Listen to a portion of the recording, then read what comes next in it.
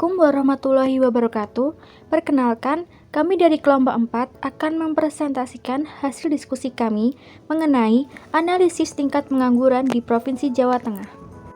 Kemudian, laporan kami disusun oleh Wulan Fitri Handayani dengan NIM 188, Bika Fatmasari dengan NIM 189, Utari Imratun Solehah dengan NIM 192, Nesrina Kamilia Firdaus dengan NIM 199, Febi Amiga Aryani dengan NIM 205, dan Hifwana Sekti Dewi dengan NIM 214. Berikut materi yang akan kami bahas. Yang pertama, yaitu pengertian pengangguran. Yang kedua, sebab dan cara mengatasi pengangguran. Yang ketiga, data pengangguran. Yang keempat, jenis dan skala pengangguran. 5. Rata-rata pengangguran per tahun. Dan yang terakhir yaitu grafik data. Yang pertama yaitu pengertian pengangguran. Menurut Man Nguyen, pengangguran merupakan masalah makroekonomi yang dapat mempengaruhi manusia secara langsung dan merupakan yang paling berat. Sehingga masalah pengangguran ini perlu diselesaikan dengan kebijakan yang tepat. Kemiskinan dan pengangguran merupakan dua permasalahan yang berkaitan.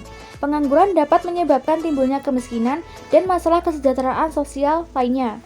Tingkat pengangguran merupakan persentase angkatan kerja yang tidak memiliki pekerjaan namun ingin bekerja, yang diperoleh melalui Survei Angkatan Kerja Nasional atau Sakernas. Indikator tingkat pengangguran yang paling sering digunakan adalah tingkat pengangguran terbuka atau TPT, yang diartikan sebagai tenaga kerja yang sungguh-sungguh tidak memiliki pekerjaan atau sedang mencari pekerjaan. Pengangguran umumnya terjadi karena jumlah angkatan kerja tidak sebanding dengan jumlah lapangan kerja yang tersedia.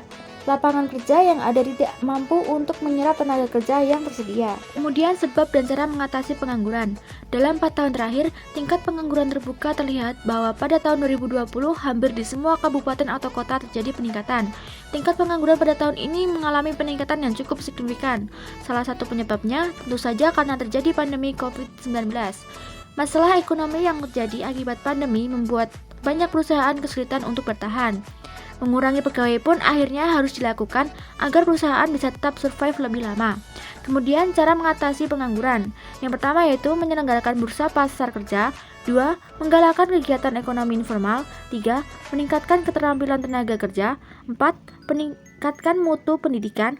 Dan yang terakhir yaitu mendirikan pusat-pusat latihan kerja. Menurut Marius, mengatakan bahwa ditinjau dari sebab terjadinya pengangguran dapat digolongkan menjadi 7, yaitu 1. Pengangguran friksional atau pengangguran jenis ini disebabkan oleh pergerakan orang-orang dari suatu daerah ke daerah yang lain, dari suatu pekerjaan ke pekerjaan yang lain. Yang kedua yaitu pengangguran struktural.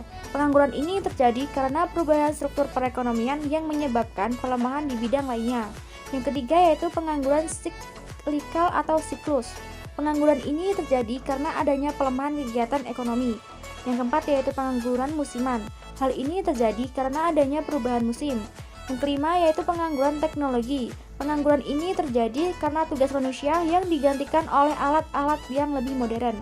Yang keenam yaitu pengangguran politis. Pengangguran ini terjadi oleh suatu kebijakan pemerintah sehingga mengakibatkan pengangguran.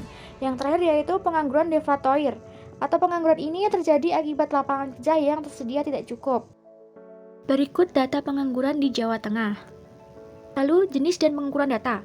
Menurut kelompok kami, jenis data yang digunakan adalah data kuantitatif diskrit, dan skala pengukuran variabelnya dapat dikategorikan sebagai skala pengukuran rasio.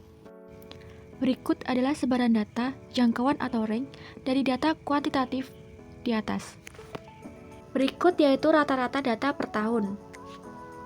Dan yang terakhir yaitu grafik data pengangguran. Baik, sekian dari kelompok kami. Jika banyak salah kata, kami mohon maaf. Terima kasih. Wassalamualaikum warahmatullahi wabarakatuh.